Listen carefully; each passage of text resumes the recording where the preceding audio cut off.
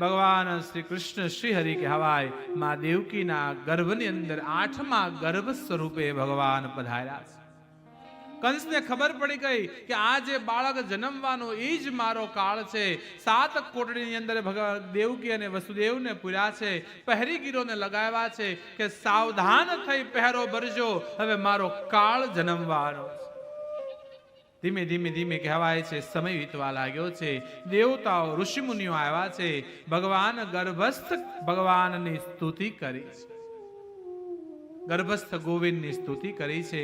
દેવતાઓ અંતર ધ્યાન થયા. ધીમે ધીમે કહેવાય છે ઉનાળો પૂર્ણ થયો, ચોમાસાનો પ્રારંભ થયો, અષાઢ મહિનો પૂર્ણ થયો, શ્રાવણ મહિનો આવ્યો છે, પૂર્ણિમા વીતી છે, પ્રતિપદા, દ્વિતીયા, તૃતીયા, ધીમે ધીમે ધીમે કહેવાય છે તિથિઓ વીતવા લાગી છે.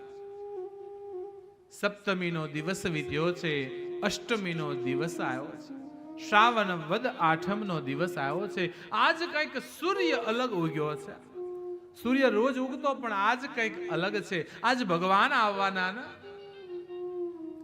સૂર્યાસ્ત થયો છે ચંદ્રમાનો.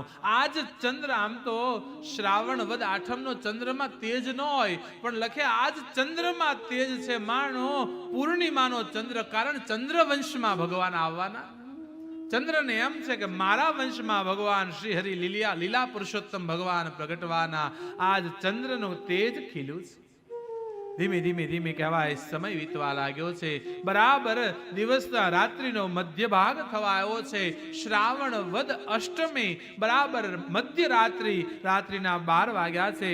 બુધવાર આવ્યો છે, રોહિણી નક્ષત્ર આવ્યું છે, બવકરણ આવ્યો છે, હર્ષણ યોગ આવ્યો છે, અને ભગવાન શ્રી હરિએ પ્રગટ થવાનો નિશ્ચય કર્યો. ભગવાન શ્રી હરિ લીલા કરવા માટે, ગોપીઓ ગાયો ગોવાળાના રક્ષણ કરવા માટે, કંસાદી અસુરોનો ઉદ્ધાર કરવા માટે, ભક્તોના ચિત્તને આનંદિત કરવા માટે, ઋષિ મુનિઓના તપ કરતા ઋષિ મુનિઓને દર્શન દેવા માટે ભગવાન શ્રી હરિ મા દેવકીની કુખમાંથી ચતુર્ભુજ રૂપે પ્રગટ થયા. બોલ ચતુર્ભુજ ભગવાન કી જય.